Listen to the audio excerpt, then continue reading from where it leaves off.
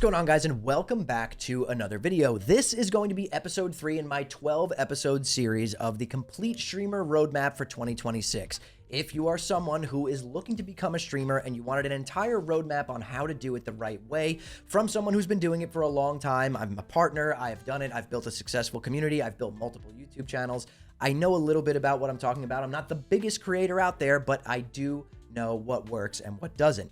If that's you, then this is going to be the series you want to watch. This is episode 3 out of 12 episodes that I'm putting out here in 2026. So again, if that's you, subscribe and, stick around because we're putting out at least one episode per week. Now, before we jump into the video, you guys know how important it is to make your stream pop and stand out amongst the sea of millions of other people out there trying to become streamers. You want your stream to look unique and really pop when people are scrolling through that page. Now, if that's you and you're trying to become a streamer and you want it to look nice, you want your stream to really pop off the page when people are scrolling, you guys got to check out the sponsor for today's video, Owned.tv. Owned.tv is your one-stop shop for fresh new graphics for your stream.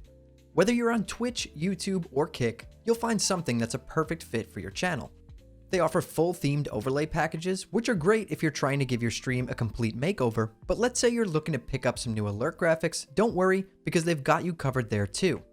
You could find single graphics such as alerts, emotes, banners, panels, and logos as well. And one of the best parts about these overlays is that they are completely modular. So if you and your friends all pick up the same overlay, such as this Rodan one right here, you could change the colors and tweak it to match your brand, and none of you will have the exact same overlay. If you're looking to take your stream to the next level, be sure to check out Own.tv using my link below to support the channel.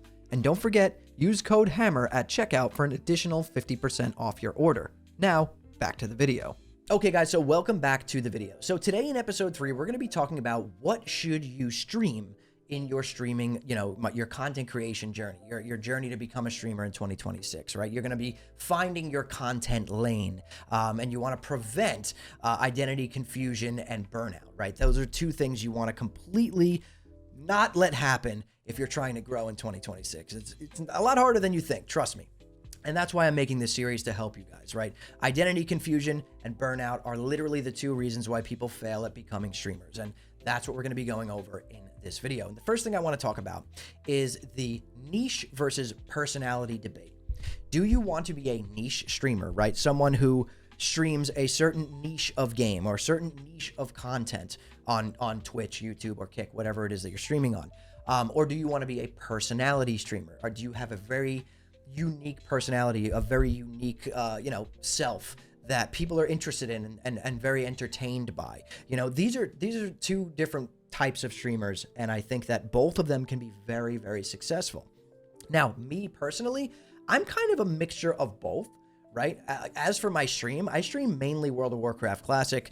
I'm an older dad gamer type of vibes, and that is my game of choice, and that's what I stream. So it's kind of a niche, but I do have a very unique personality in that space. I'm different than a lot of the streamers in that space, so I kind of fall right in the middle. But this is something that you guys should think about. Do you have the personality to be a personality streamer where people will watch no matter what you're doing? You don't even need something on your screen. You could just be on cam like this, and you're really entertaining to people. Or do you want to be like, an extraction shooter streamer, or a classic RPG streamer, or a single player adventure gamer streamer? Like, there's a million different types. I'm not even talking about just gaming, literally anything. You could be a niche streamer, you could be a personality streamer, or you can kind of mix both together. Again, that's what I do. But one thing that is really important if you're trying to be a niche streamer, right, in a specific type of game, for example, you have to avoid the game choice traps, right? And what I mean by this are, there is some seriously oversaturated games out there where it will be almost impossible to grow.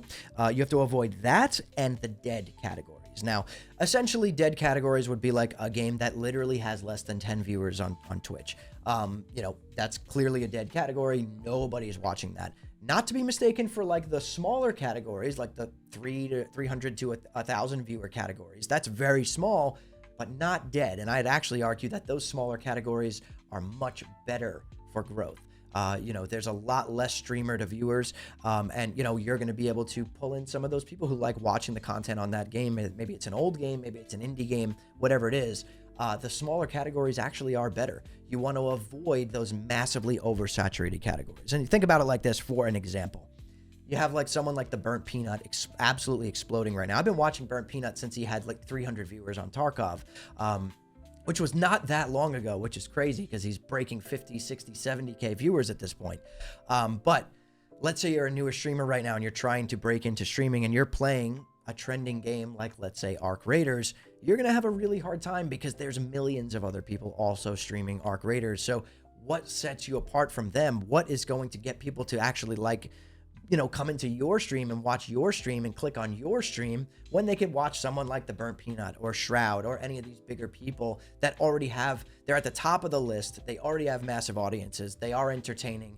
Not that you aren't, but it's just you're going to get drowned out by all that noise. And that's what I mean by oversaturated categories. So, you know, again, try and choose your game choice wisely if you're a gaming streamer, and don't get stuck in those gaming traps is what I would call them.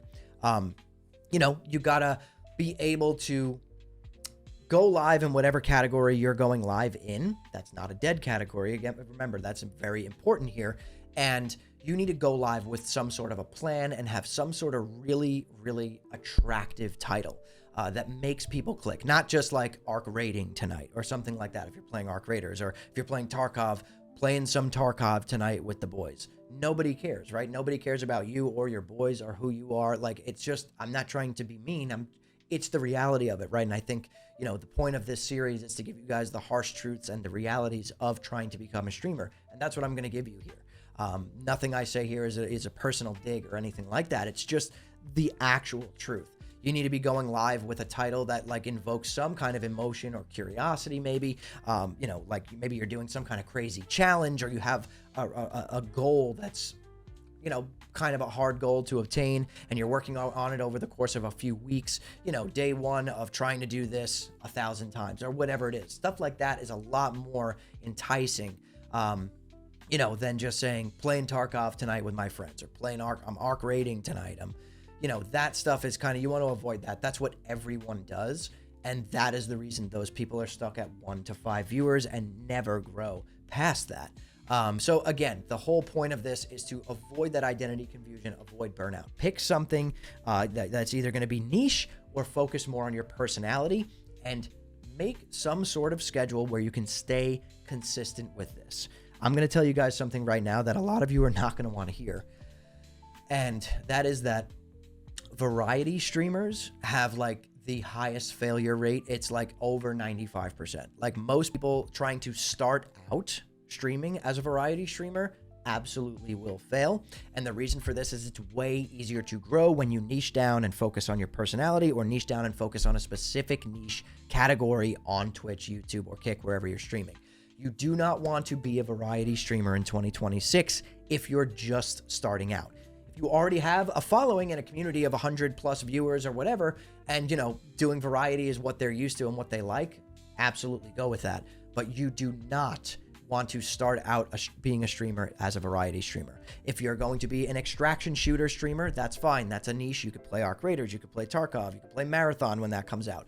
You will have a lot of crossover. Those viewers won't all leave. But if you try to be a variety streamer, let's say you play World of Warcraft, and then tomorrow you play Arc Raiders, and then the next day you play The Sims, you will not consistently grow. You'll actually hurt your stream more than you realize. And trust me on this, it's been tested. I've done it myself. Variety streaming before you are big, before you have an audience, is literally the death of your stream. So please avoid it, guys. With I'm telling you the truth. I know it's something you don't want to hear. It's impossible. If you want to play variety games, pick one niche to play on stream, end your stream, and go play variety games. Do not intentionally destroy your stream. It is the death of your stream. I'm telling you. Trust me on this. Just listen, please. A lot of you guys try and do variety off the rip, and it's a major reason why a lot of people fail or get burnt out. That is identity confusion, and it creates confusion to your viewers, and it creates an inconsistent viewing experience. They can't tune in to what they want to see, what they're used to from you, okay? So That's it for today's episode. If I helped you, hit the like button, helps me out with the algorithm. Share it with someone who needs to hear this advice. This was episode 3. We have literally 9 more episodes coming out in this series. So subscribe to the channel and turn on post notifications so you don't miss when I post a video. And follow me over on Twitch, twitch.tv/hammerdance. I stream Monday through Friday at 8 p.m. Eastern time. But anyways, guys, thank you all so much for watching and listening in. I'll see you all in the next one.